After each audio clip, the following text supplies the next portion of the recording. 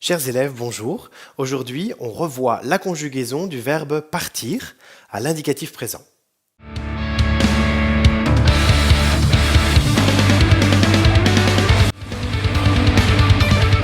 Salut les yappeurs et les yappeuses. Bon bah écoute, un matin tu te lèves et t'en as marre de tout le blabla que t'entends chaque jour, etc., etc., des incohérences de ta vie, de ton inconsistance, de ta connerie, de ta débilité, de tes journées à te répéter que tu ferais mieux de faire autre chose, ailleurs, autre part, bon, ou de rester collé dans ton canapé, branché sur ta console, que ta nana déteste, ou sur ton PC à faire de grands plans sur la comète. Bon, dans ces cas-là, quand tu te lèves comme ça un matin, tu te dis pas la solution c'est d'aller au McDo, ou peut-être d'aller tirer une bourre avec la bécane, tu sais pas.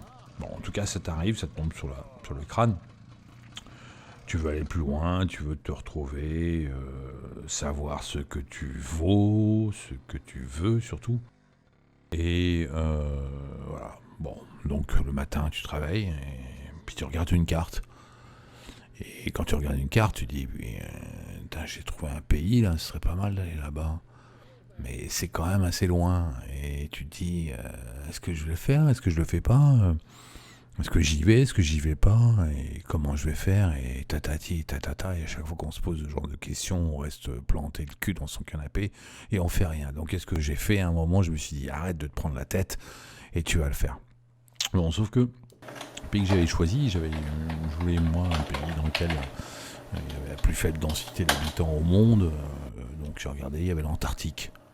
Bon, l'Antarctique, par contre, tu t'imagines mal en Antarctique, il n'y a rien, enfin pas grand-chose, quoi, par des ours blancs, peut-être.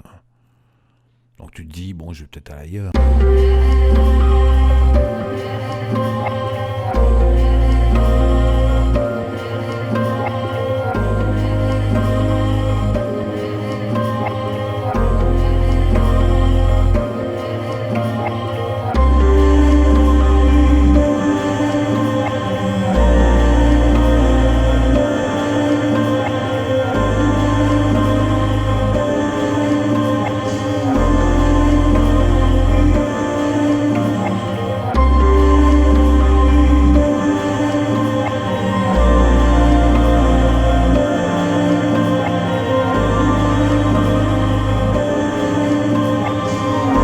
Je suis tombé sur un pays, j'ai regardé, tu sais, je fais comme toi, quoi.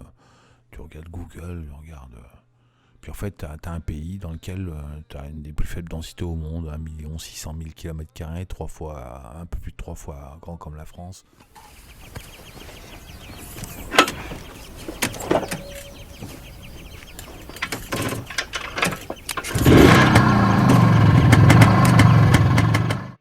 Je me dis, putain, ça c'est top.